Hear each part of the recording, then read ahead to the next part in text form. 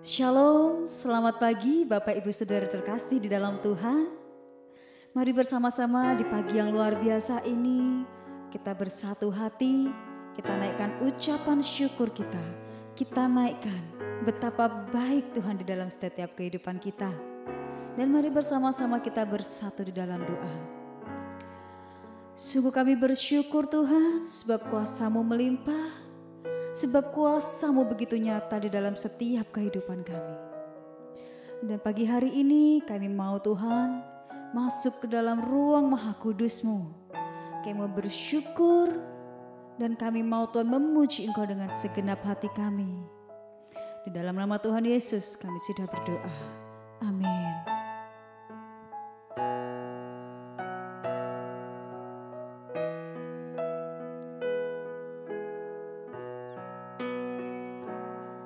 Saat pagi hari ku datang lagi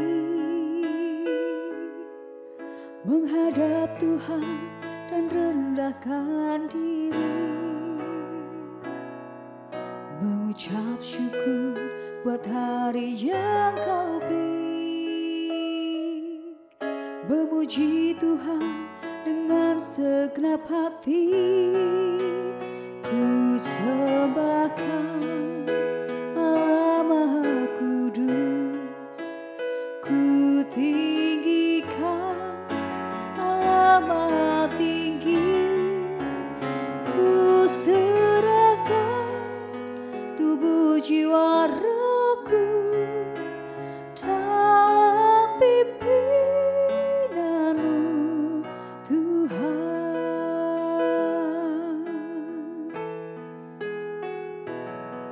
saat pagi hari ku datang lagi menghadap Tuhan dan rendahkan diri, mengucap syukur buat hari yang Kau beri, memuji Tuhan dengan segenap hati, ku sembahkan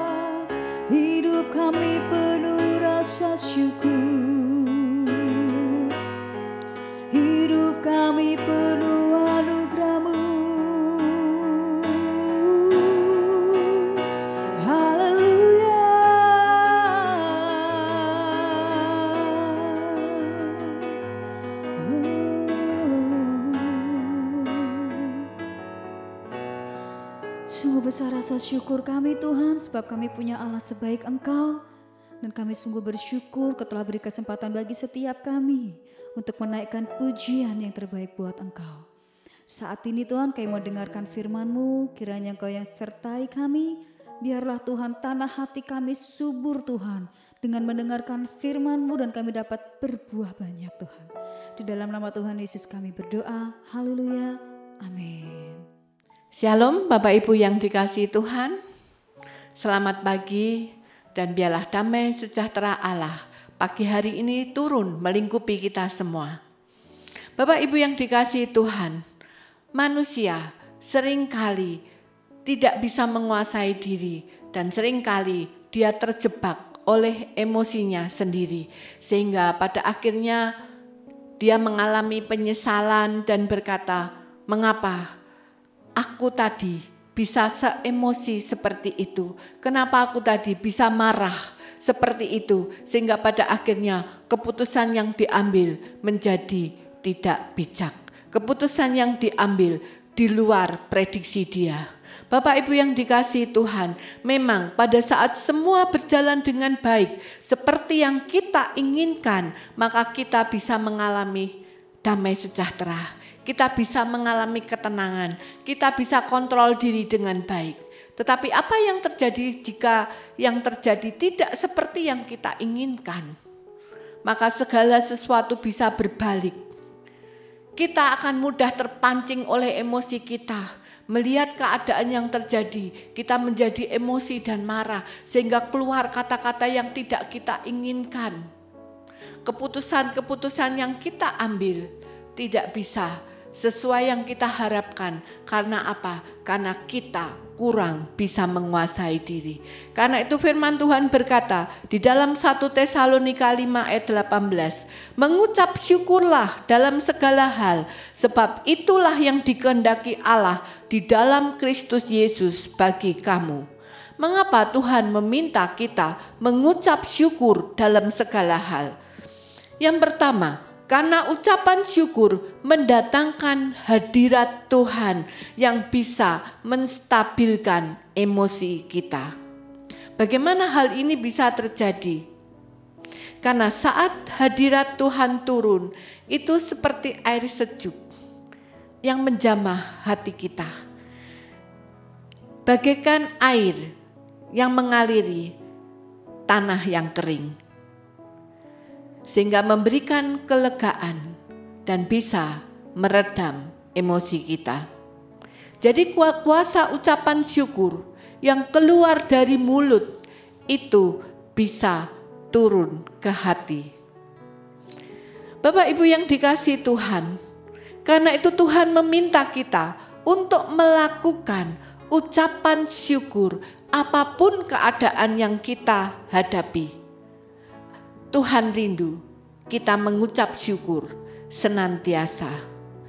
Katakanlah, terima kasih Tuhan, dan ucapkan syukur kepada Tuhan. Apa yang terjadi dalam hidup saudara. Tetapi jika saudara sulit mengucap syukur karena keadaan yang terjadi benar-benar tidak sesuai dengan keinginan hati kita, maka ucapkanlah syukur minimal untuk peran pendampingan Allah di dalam kehidupan kita. Bukankah di Roma 8 ayat 28 dikatakan, kita tahu sekarang bahwa Allah turut bekerja dalam segala sesuatu untuk mendatangkan kebaikan bagi mereka yang mengasihi Dia, yaitu bagi mereka yang terpanggil sesuai dengan rencana Allah. Tuhan sedang merendah kain kehidupan kita. Karena itu Tuhan turut bekerja dalam segala sesuatu, dalam setiap aspek kehidupan kita. Tuhan ada di sana, Tuhan turut bekerja. Karena itu Bapak Ibu, ucapkanlah syukur untuk peran pendampingan yang Tuhan berikan di dalam kehidupan kita. Dan kita harus percaya bahwa Tuhan turut bekerja itu untuk mendatangkan kebaikan bagi kita. Bahkan setiap proses yang harus kita lalui, lembah kelam yang harus kita lalui, itu adalah bagian dari rencana Tuhan untuk membawa kita kepada kebenaran dan kehidupan. Untuk membawa kita semakin hari semakin serupa dengan Kristus. Bapak Ibu yang dikasihi Tuhan, kita pernah melihat seorang atlet binaragawan. Dengan susah payah, dia berusaha mengangkat beban yang diberikan oleh pelatihnya. Dan apa yang terjadi ketika atlet ini berhasil mengangkat beban yang diberikan? Maka sang pelatih itu akan menambah bebannya lagi. Dan dia akan kembali belajar, berusaha mengangkat beban itu supaya dia dimampukan. Bapak Ibu yang dikasihi Tuhan, atlet ini bisa saja komplain dengan pelatihnya. Dia berkata, sudah dengan susah payah aku berusaha mengangkat beban yang kau berikan kepadaku. Tapi kenapa ketika aku berhasil mengangkatnya, engkau menambah beban yang lebih berat lagi untuk aku angkat kembali. Bapak Ibu yang dikasihi Tuhan, tetapi kita tahu atlet binaragawan tidak pernah komplain dengan pelatihnya. Mengapa? Karena dia tahu bahwa pelatihnya sedang mempersiapkan dia untuk menjadi pemenang. Dia tahu bahwa pelatihnya menambahkan beban yang harus diangkat. Karena pelatihnya rindu dia menjadi juara. Bagaimana dengan kita Bapak Ibu? Bahwa kita ini adalah atletnya Tuhan. Dan Tuhan adalah pelatih kehidupan. Dia tahu yang terbaik buat kita. Dan kalaupun dia memberikan beban dalam hidup kita, tujuannya adalah supaya kita keluar sebagai pemenang. Bahkan lebih daripada pemenang. Di dalam Roma 8 ayat 37 dikatakan, tetapi dalam semuanya itu kita lebih daripada orang-orang yang menang oleh Dia yang telah mengasihi kita. Kita akan keluar sebagai pemenang dari kehidupan ini. Bahkan dikatakan lebih daripada pemenang oleh Dia yang telah mengasihi kita. Tuhan lakukan semuanya itu karena Dia mengasihi kita. Sebab itu, ingatlah kebaikan Tuhan selalu di dalam kehidupanmu. Belajarlah untuk mengucap syukur dalam segala hal. Karena pada saat kita mengucap syukur kepada Tuhan, itu menyatakan bahwa kita bisa melihat kebaikan Tuhan. Bahwa kita mempercayai Tuhan bahwa Dia adalah pelatih kehidupan yang terbaik buat kita. Bapak Ibu yang dikasihi Tuhan, tanpa kita sadari, pada saat kita mengucap syukur, itu sebenarnya adalah pintu untuk Tuhan bekerja di dalam kehidupan kita. Karena saat kita mengatakan kepada Tuhan, terima kasih Tuhan, disitulah kita mempercayai Tuhan, sehingga Tuhan bisa bekerja lebih banyak lagi di dalam kehidupan kita. Kita tidak menjadi penghalang Tuhan bekerja dalam kehidupan kita. Karena manusia seringkali menutup diri dari rencana-rencana Tuhan. Manusia seringkali menolak kehendak Tuhan. Sehingga dia tidak memberi kesempatan Tuhan bekerja di dalam kehidupannya. Bagaimana dia bisa keluar sebagai pemenang kalau dia menghalangi Tuhan bekerja di dalam kehidupannya. Contoh Bapak Ibu, Paulus dan Silas saat dimasukkan ke dalam penjara di Filipi, di tengah-tengah rekayasa yang membuat Paulus dan Silas dijebloskan dalam penjara, Paulus dan Silas tetap memiliki hati yang bersih.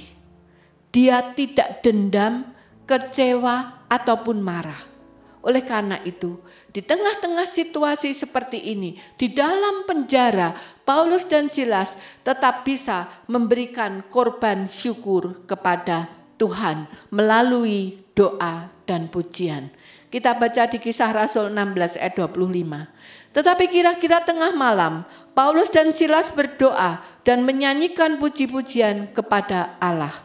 Artinya, dalam situasi dan kondisi seperti ini pun, Paulus dan Silas tetap bisa memberikan korban syukur kepada Allah melalui pujian dan doa.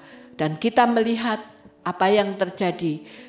Di dalam Kisah 16 ayat 26 dikatakan, akan tetapi terjadilah gempa bumi yang hebat sehingga sendi-sendi penjara itu goyah, dan seketika itu juga terbukalah semua pintu dan terlepaslah belenggu mereka semua. Di sini kita melihat bahwa korban syukur melalui pujian dan doa bisa mendatangkan solusi dan berkat. Sehingga sendi-sendi permasalahan kita bisa menjadi goyah dan pintu-pintu berkat menjadi terbuka. Kita menemukan solusi dan jalan keluar untuk menerobos persoalan kita, sehingga kita bisa menerima berkat-berkat Tuhan. Karena itu Bapak Ibu, ucapkanlah syukur senantiasa di dalam kehidupanmu. Karena ucapan syukur mendatangkan hadirat Tuhan yang bisa meneduhkan hati kita. Dan yang kedua, ucapan syukur membuat kita bisa berpikir positif dan masuk dalam rancangan Tuhan. Hidup adalah pilihan. Kita mau berpikir positif dari sudut pandang Allah atau mau berpikir dari sudut pandang manusia, itu adalah pilihan. Tetapi saat kita memandang sebuah persoalan dari kacamata Tuhan, saya percaya kita bisa melihat sesuatu secara positif atas setiap masalah yang kita hadapi. Seperti atlet binaragawan tadi, dia bisa bersyukur ketika ditambahi beban oleh pelatihnya. Karena dia tahu bahwa pelatihnya itu baik untuk dia. Dia tahu maksud dan tujuan dari pelatihnya. Sehingga dengan penuh dia mempercayai pelatihnya bahwa pelatihnya berbuat yang terbaik untuk dia. Bagaimana dengan kita? Percayakah kita bahwa Tuhan adalah pelatih kehidupan kita yang terbaik, sehingga apapun yang dia lakukan untuk kita adalah baik untuk kita? Sebagai contoh Bapak Ibu yang dikasihi Tuhan, saya membawa sebuah kertas putih. Kemudian saya bertanya, apa yang Bapak Ibu lihat di kertas putih ini? Banyak orang mengatakan, oh saya melihat ada sebuah titik hitam. Rata-rata orang menjawab yang dilihat adalah titik hitam. Tetapi Bapak Ibu yang dikasihi Tuhan, benarkah Bapak Ibu hanya melihat titik hitam? Seharusnya kita berkata, saya melihat sebuah kertas putih yang ada titik hitam di sudut atasnya. Bapak Ibu yang dikasihi Tuhan, mengapa manusia lebih cenderung hanya melihat titik hitamnya saja? Itulah kelemahan manusia Bapak Ibu. Seringkali kita berkata, kejelekan orang itu lebih sering kita lihat daripada seluruh kebaikannya yang banyak. Titik hitam adalah penggambaran daripada kekurangan dari orang itu. Sedangkan kertas putih adalah kelebihan yang dia punya. Kita seringkali hanya melihat fokus pada kekurangannya yang hanya sedikit. Oleh karena itu ada pepatah yang mengatakan, karena nila setitik rusak susu sebelanga. Ini adalah penggambaran daripada manusia. Seringkali manusia itu hanya melihat titik hitam yang ada di kertas putih yang besar itu. Sehingga manusia mudah kecewa, manusia mudah kepahitan, manusia mudah luka batin. Sehingga susah bersyukur kepada Tuhan. Oleh karena itu Bapak Ibu, Tuhan mengajar kepada kita untuk mengucap syukur di dalam segala hal. Sebab saat kita mengucap syukur kepada Tuhan, saya percaya bahwa Tuhan turut bekerja dalam kehidupan kita, sehingga kita bisa melihat segala sesuatu tidak hanya dari sudut pandang kita secara pribadi, tetapi kita boleh melihat dari sudut pandang Tuhan. Contoh seorang nenek, di dalam usianya yang sudah misalnya 60 lebih atau 70, yang secara ketenaga kerjaan seharusnya dia sudah purna. Nenek ini bisa berkata, di dalam usiaku yang seperti ini, yang sudah 60 lebih, yang sudah 70 lebih, aku masih harus bekerja, menanggung beban daripada anak cucuku. Ini dari sudut pandang manusia. Tetapi kalau kita mau melihat, kita mau bersyukur bahwa di dalam usiaku yang 60 lebih atau 70 lebih, Tuhan masih memberi kekuatan kepadaku. Sehingga aku masih bisa bekerja, membantu, meringankan beban daripada anak cucuku. Hidup adalah pilihan. Sudut pandang mana yang Bapak Ibu pakai, itu tergantung daripada Bapak Ibu. Tetapi ingatlah, Tuhan rindu kita mengucap syukur di dalam segala sesuatu. Lihatlah, pandanglah segala sesuatu. Tidak hanya dari kacamata kita sendiri, tetapi kita mau melihat segala sesuatu dari kacamata Tuhan. Dan saat kita melihat segala sesuatu dari kacamata Tuhan, kita bisa senantiasa mengucap syukur di dalam segala hal. Karena Allah turut bekerja dalam segala sesuatu untuk mendatangkan kebaikan atas hidup kita. Karena itu, kita bisa selalu mengucap syukur karena Tuhan selalu mendatangkan kebaikan atas hidup kita. Mari Bapak Ibu, pagi hari ini kita sama-sama menghampiri hadirat Tuhan yang kudus. Kita mau datang kepada Tuhan dengan ucapan syukur kita kepada Tuhan. Mungkin hari ini engkau merasa lelah, letih, lesu dengan beban yang harus engkau tanggung. Mungkin pagi hari ini engkau merasa tidak ada lagi harapan untuk menyelesaikan permasalahanmu. Tetapi pagi hari ini hampiri Tuhan dengan ucapan syukur. Karena saat engkau mengucap syukur kepada Tuhan, saya percaya bahwa pintu-pintu anugerah itu akan terbuka. Pada saat kita mengucap syukur kepada Tuhan, kita akan melihat segala sesuatu dari sudut pandang Allah, bukan dari diri kita sendiri. Mari Bapa, pagi hari ini, Engkau melihat anak-anak-Mu yang datang kepadamu, terlebih mereka yang datang dengan beban berat.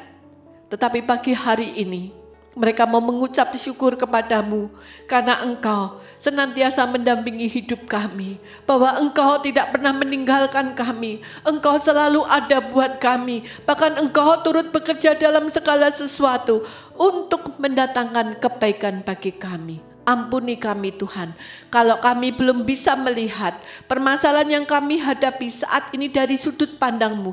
Tapi kami percaya melalui hikmat, kekuatan yang datang daripada-Mu, Engkau akan memberikan hikmat kepada kami. Sehingga kami mampu melihat segala sesuatu dari sudut pandang Allah.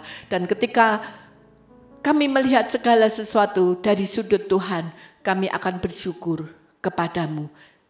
Dan sekalipun pagi hari ini kami belum bisa melihat dari sudut pandang Tuhan, tapi kami mau bersyukur karena kami memiliki iman bahwa Engkau turut bekerja untuk mendatangkan kebaikan atas hidup kami. Maka permasalahan yang kami hadapi saat ini pun untuk mendatangkan kebaikan bagi kami. Terima kasih Bapa untuk cinta kasih-Mu, terima kasih untuk pendampingan-Mu, terima kasih untuk segala sesuatu yang sudah Kau kerjakan dalam hidup kami. Kami mau mengucap syukur kepada-Mu. Terima kasih Bapa, di dalam nama Tuhan Yesus kami berdoa dan mengucap syukur. Haleluya.